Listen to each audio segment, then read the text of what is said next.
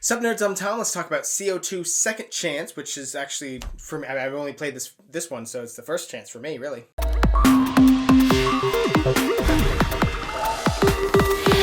So CO2 is a Vital Lacerda game, which many of you may know, but if you don't, Vital Lacerda is a designer known for making really, really big, heavy, complex games. And is this one big and heavy and complex?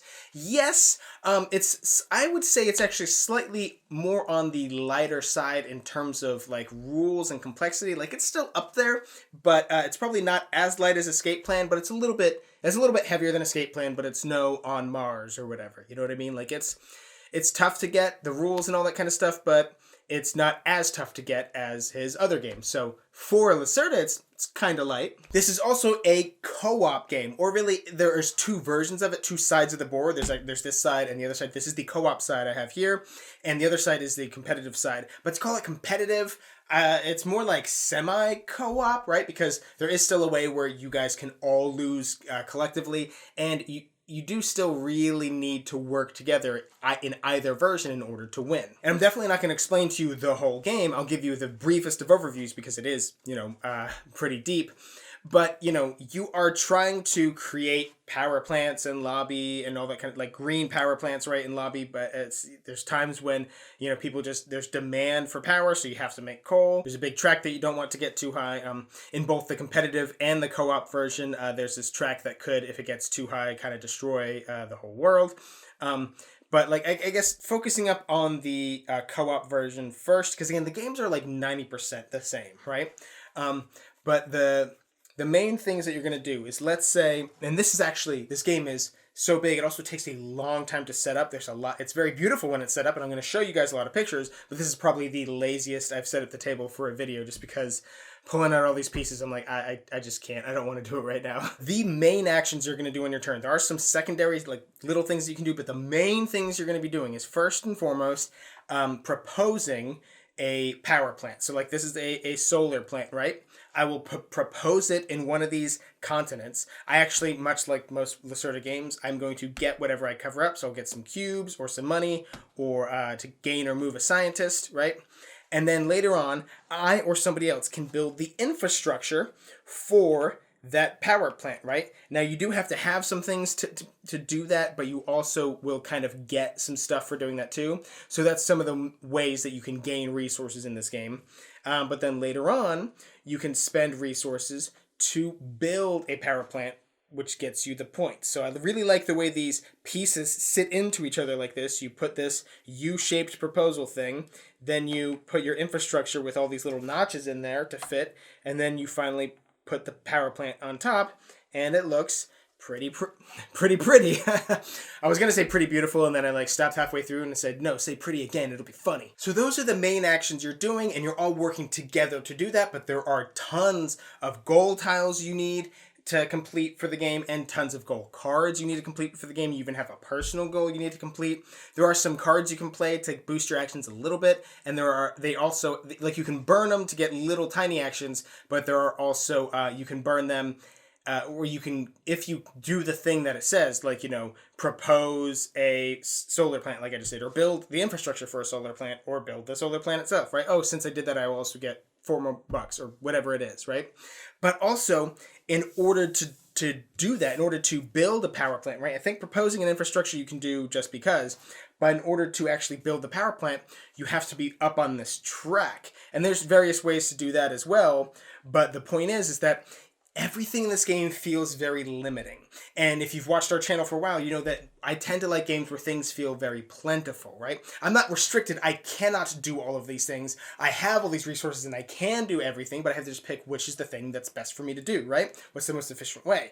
Well, in this game, I constantly felt starved for resources and also turns, because there's very limited turns in this game. You have a couple of years, so you have 4, so again, mostly talking about the co-op version, and I'll talk about the competitive a little bit more later on, but let's say, okay, here we have 4 years or 4 decades, and each year you're going to have, let's say if you have 4 players, you're going to have 2 turns. So you yourself have 8 turns in the whole game. And you know what? Guess what costs resources and stuff?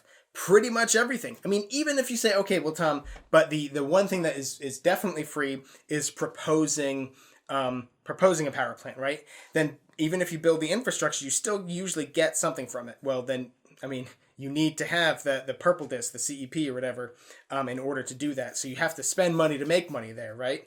And then building costs the most with money and CEP and cubes. I mean, you get points and you need points, but it just feels like super, super starved. Now, granted, it's not impossible. It may feel impossible, but there are, whenever you gain a scientist, right, you can move up on any one track. Of course, like I said before, you can pitch cards, right? You can either burn them completely to do a little thing on the side, like gain a scientist or gain some money or something like that, or sometimes a CEP. And then you can even later on burn a scientist straight up to that card to gain even more benefits from it.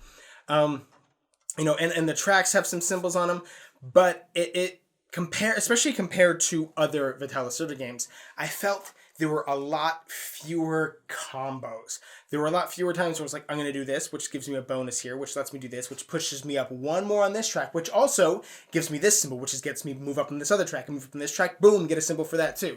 It didn't really feel like that was, again, not like it's impossible, but it's much harder. Everything in this game is really, really hard to do. Almost to the point where, like, it just feels defeating, and it kind of stops being fun after a while of just staring at and trying to do all this math in my head, adding all this stuff up and saying, can I do, nope, okay, well, I'm a couple bucks shy on this, or but if I do that, I lose my CEP, and on the second turn, because I really need to plan out all my turns, because I only have 8, right? On the second turn, I really need to have a CEP, so how am I going to do that? If I buy, well, I'm pretty certain I have to take my main action first, and then my secondary action, so I couldn't even buy a CEP if I wanted to, and even if I could, the market has brought the CEPs all the way up to 8. That's so much, like, it's tough. So it may sound like I'm ragging on this game a little bit, and I kind of am. Like, I do admit that it is well designed. There are some really interesting things. Again, not just the pieces, but the way that this works in general is really interesting of, you're trying to convince everybody else at the table, hey, I'm going to recommend something. What should I recommend? I need to gain, let's say, I really need to gain money. I'm probably going to build something over here. Which do you think I should build?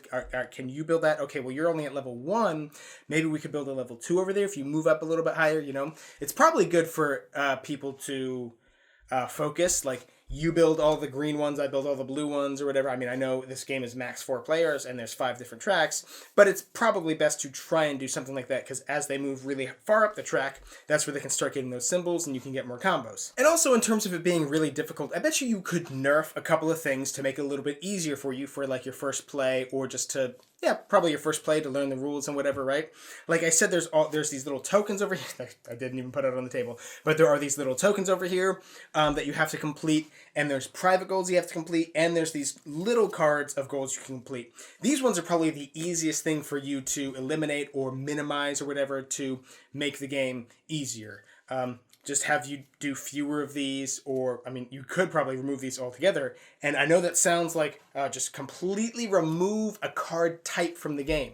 The game would probably still be pretty hard to beat, okay? So that even that isn't, turning it into the baby's first co-op. So I think that CO2 might be the first Lacerda game that I've played that I don't fully like. And, I kind of hate saying that, because I tend to like all of his games, even if there's aspects of the game that I don't like. Like, even On Mars was probably the most recent one that I remember having some issues with, and I probably liked that one the least prior to playing this. It had some clunky aspects and some things I didn't like, but I still had an overall good experience, right? It just compared to his other games, I didn't like it as much.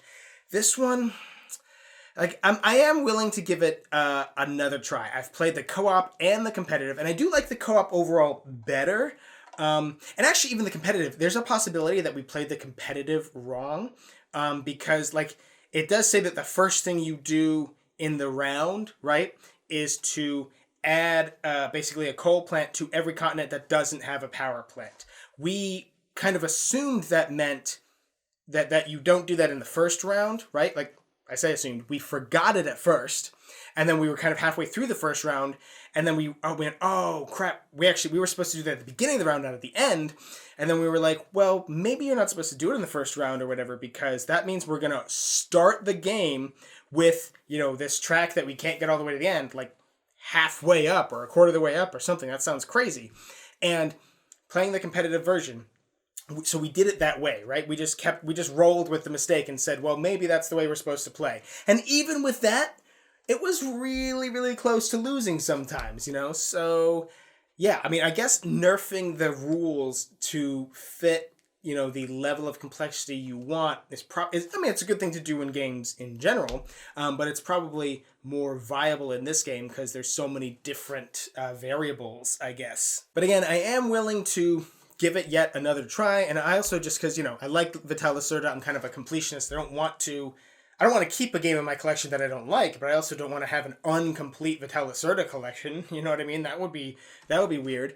So, you know, I am willing to give it another try, especially the co-op version. The competitive, I could take or leave, but the co-op version, I bet you we could do better, because we ended up losing like really on the razor's edge. We needed like one more turn, like not each though. Like if 2 of the 3 players had gotten one more turn, we probably would have been able to do it. And there were a couple things with our cards we weren't reading exactly correctly, and a couple of little symbols we missed. Like I think there were times when people got scientists and forgot to move up on the track, you know, little things like that. So it definitely is beatable, and I probably can beat it even with the same players again, if we go again and focus up even more.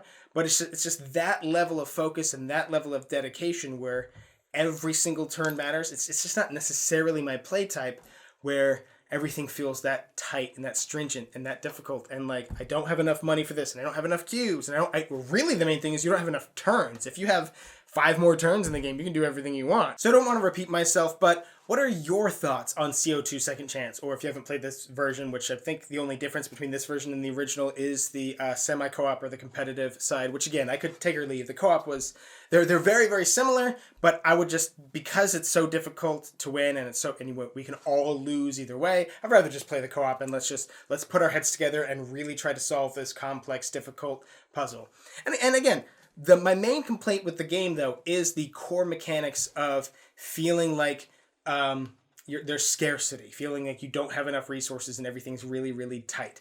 And a lot of that is just my personality as a gamer. Those are the types of games that I don't like. I like really plentiful games. So, you know, that may not necessarily mean anything to you. Make sense? Anyways, I'm done talking about it. I'm going to put a purchase link to this game in the description box down below. Also in the description box down below, there's going to be a link to Game Toppers. That's what we've been filming on right here. And also there's going to be a button that says subscribe. So if you subscribe to our channel, you will never be bored.